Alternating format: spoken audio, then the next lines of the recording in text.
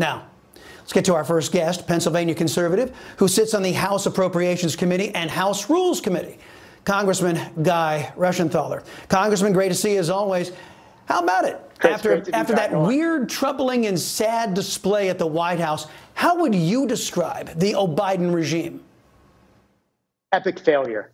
If I get two words, epic failure. And you know, what's so shocking about this is that Joe Biden ran as a moderate. He ran as a centrist, and he's governed like a far left radical. He's really governing like he's in the far left progressive wing in this party. He's showing his true colors.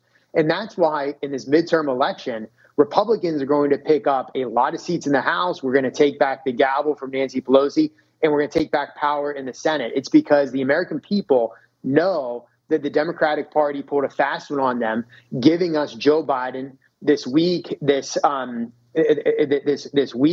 president that's being controlled by woke staffers. Okay, now, well, okay, slow your roll a little bit because there's some other deceptions going on. I mentioned alleged Republicans Romney, Collins, and Murkowski. They are voting to confirm. They're going to vote to confirm Ketanji Brown Jackson to the Supreme Court, a judge who uses activist language, not legal language, a woman who can't define what a woman is, a judge that is soft on child sex offenders. Question: how does it feel to have GOP senators, Congressman, affirming that your party now shares Judge KBJ's values? Well, yeah, if Mitt Romney would have fought as hard against fellow Republicans if he would have fought as hard against Obama as he does against conservative values now, he would have been president, because finally we're seeing fight for Mitt Romney. Unfortunately, it's being used against our values. And just another thing for everybody in West Virginia who thought it was cute to split ticket vote and elect Joe Manchin thinking he's some kind of centrist.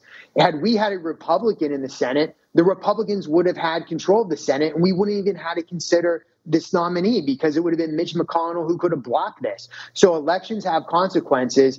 And when you try to have this faux sophistication that you're somehow astute on politics and split party votes and continue to elect these so-called centrist Democrats, it just gives power to the far left wing of the party. And, you know, Chris, I often say everybody talks about the moderate Democrats. There's no such thing as a moderate Democrat in today's Democrat Party.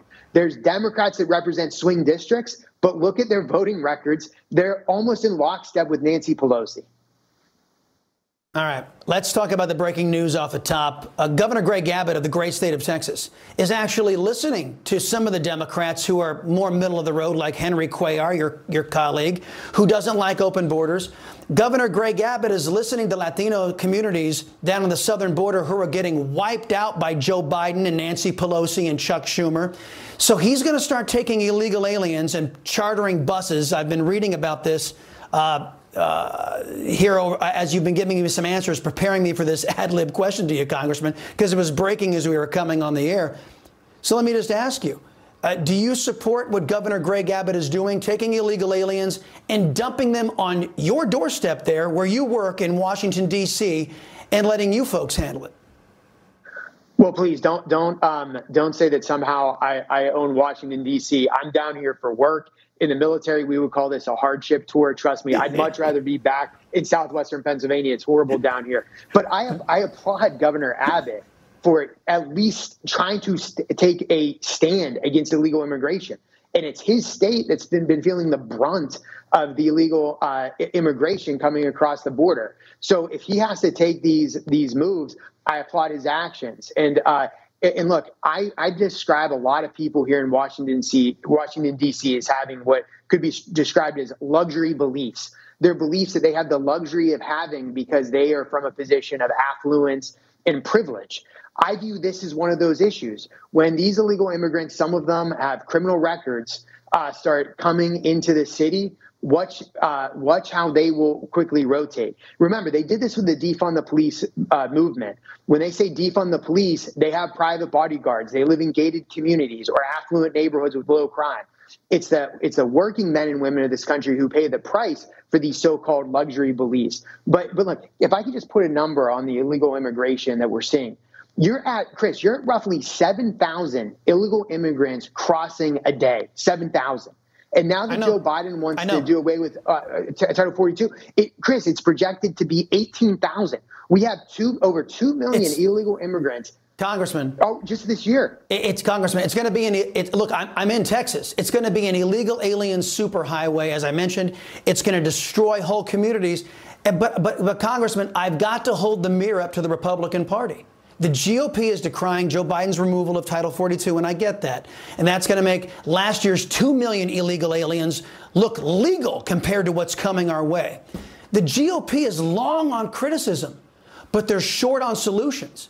Isn't that because, Congressman, Republicans are equally committed as Democrats to make sure illegal immigration continues to plague us here in the United States? This is a discussion we've been having in this country for going on 3 decades now. And every single time we get a Republican majority, they can't seem to find the will to stop illegal immigration. The only Republican who committed to stopping illegal immigration was Donald J. Trump. And a lot of the so-called party leaders, Congressman, I know this is tough medicine for you to take. The party leaders in your party are colluding with Democrats to make sure they put a thumb in the eye of every single voter out there because they want to continue illegal immigration against the will of the American people. Tell me I'm wrong. Chris, let me push back on you on that. You got to remember that this is no longer the Republican Party of 2004. This is now Donald Trump's Republican Party. Just in Congress, over 50% of the Republicans that are here in the House of Representatives were elected with President Trump at the top of the ticket. This party is much different than it was previously. And I think you were referring to the old thought that the Chamber of Commerce wanted to make sure we have a lot of immigrants coming across to reduce wages. That Chamber of Commerce has gone woke. They're in bed now with the Democrat Party. That is not the people that make up our party. Our party is now the party of the working class, and we are going to fight against this. Now, what we need to do is we need to get the policies that President Trump had. The Remain in Mexico policy was phenomenal, building the wall, getting support to the Border Patrol, which they desperately needed, and, of course, Article 42 or Section 42 to make sure that we can quickly deport illegal immigrants with this current health crisis. Yeah. We need all that back. And I think this new Republican Party, like I said, this is not Paul Ryan's Republican Party. This is Donald Trump's Republican Party. And you're going to see a party that's going to fight. Congressman Reschenthaler, I know you and I are simpatico on this, but you might want to send some memos to Mitch McConnell, to Mitt Romney, to Susan Collins, to Ben Sasse, to all these other folks who haven't gotten the memo that the new Republican Party actually stands against illegal immigration. You might want to let them know. Guy Reschenthaler, always appreciate your time, sir, on the Chris Salcedo Show. You're welcome back anytime.